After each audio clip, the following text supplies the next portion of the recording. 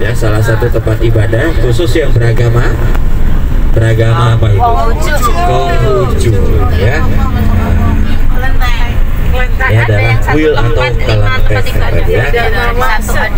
Ya, untuk lokasi tempat pembakaran mayat itu kita sudah melewatinya. Tadi tepat di depan kelenteng, ya. Itu adalah lokasi tempat pembakaran mayat juga, ya. Nah, ini kita akan masuki di kawasan Jalan Tol Bali Mandara ataupun Jalan Tol Bawah Laut, Bapak Ibu, yang panjangnya kurang lebih sekitar 13 km, ya. Dan juga untuk pembuatan Jalan Tol Bali Mandara ini tidak memakan waktu sampai tahunan, ya. Jadi pembuatannya itu hanya 11 bulan, Bapak Ibu, ya, untuk pembuatan Jalan Tol Bali Mandara ini, ya. Ya, dan juga bisa diperhatikan tepat di sebelah kiri kita, ini sepertinya airnya masih belum naik, Bapak Ibu, ya. Ini lautan, ini dulunya lautan di sebelah kiri ini. Iya, memang laut di sini. Tapi semenjak ada reklamasi, ya, jadi lautan ini diuruk akan dijadikan sebagai pelabuhan, Bapak Ibu, ya. Nah, ini mah sudah diuruk, ya. Ya, dan juga ini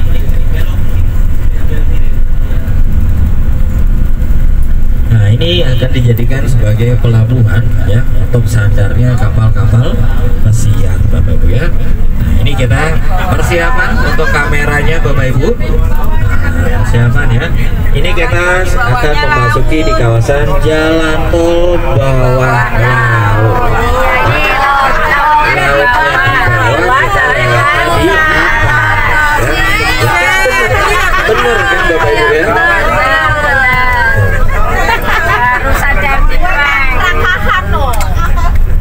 Ini enggak ngeprank, Bu. Bener dengan ucapan saya, Jalan Tol Bawah Laut, ya. Lautnya di bawah, kita lewatnya di atas. Kalau saya bilang jalan tol di atas laut, masa lautnya di atas kita lewatnya di bawah, itu malah nggak masuk akal, Bapak. Nah, ini tapi sayang sekali untuk kondisi untuk airnya, ya, itu masih surut, Bapak Ibu, ya. Jadi masih dikuras dulu, ya. Jadi masih belum diisi lagi, ya. Diuras dulu, kuras lautnya dapat. Kan bener, ya. Lautnya di bawah, ya.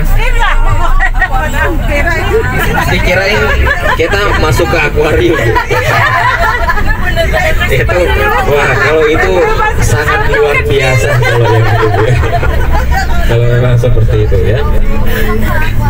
Nah, ini bisa diperhatikan dapat di sebelah kanan kita, ya. Sebelah kanan kita ini adalah hutan mangrove, Bapak Ibu, ya.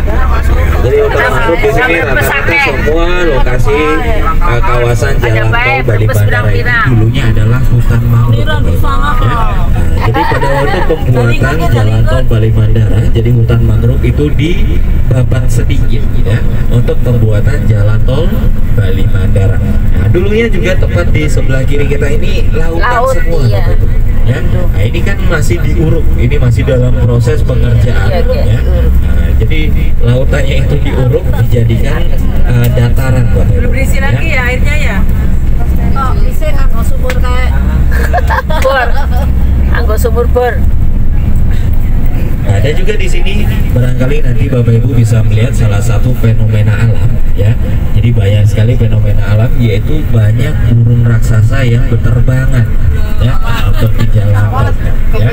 Nah, itu ada burung Garuda, ya, ada burung merpati yang besar-besar raksasa, Bapak Ibu, ya. Nah, karena tepat di depan kita itu adalah sangkar burung raksasanya, ya, yaitu Bandara Ngurah Rai, ya. Nah, itu apalagi kalau pas lagi pesawatnya mau turun, itu pemandangannya lebih indah, ya, karena tepat di atas jalan tol ini, Bapak Ibu, ya, untuk mendaratnya. Jadi kelihatan sangat lebih indah lagi, Bapak Ibu, ya.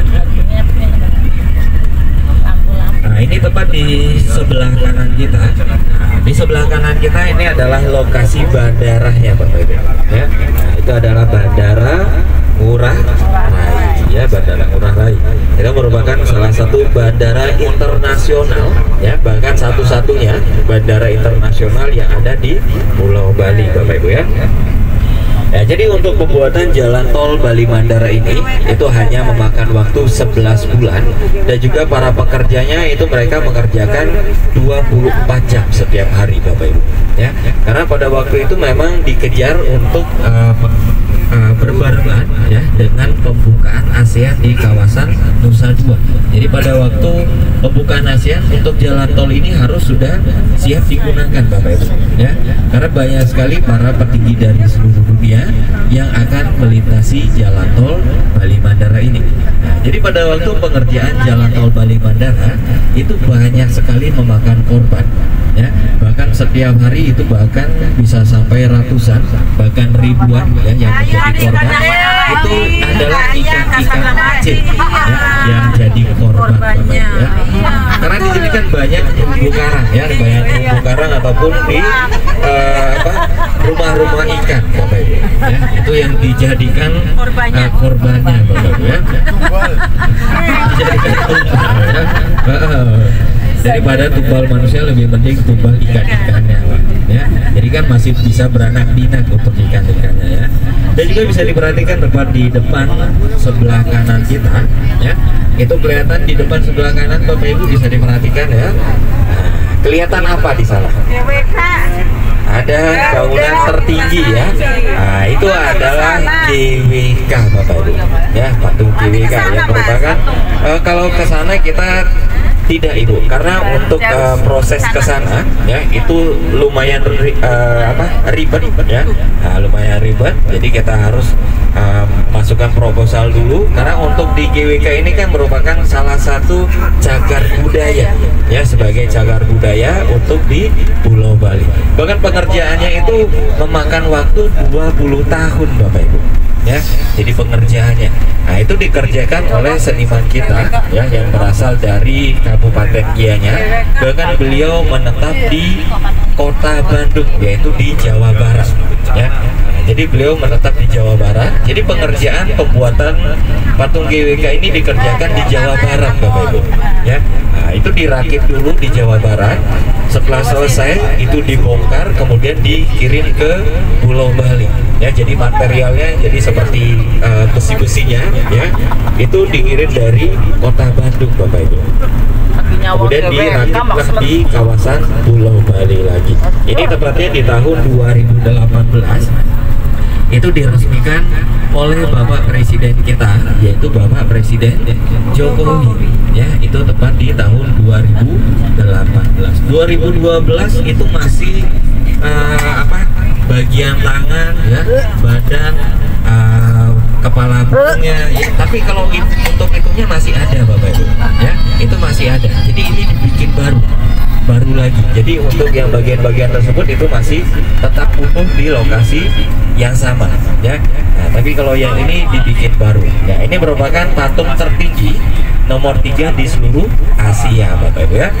Dan juga untuk di lokasi jalan tol tempat kita sekarang ini, jadi di sini selain kendaraan kita ya, jadi di sini juga Bapak Ibu bisa melihat banyak sapi yang masuk jalan tol Bapak Ibu. Nah, belum pernah lihat sapi lewat jalan tol? Belum ya. Ini bisa diperhatikan itu sebelah kanan kita lewat satu sapi ya. Nah, nanti kita akan lihat lagi Bapak Ibu ya.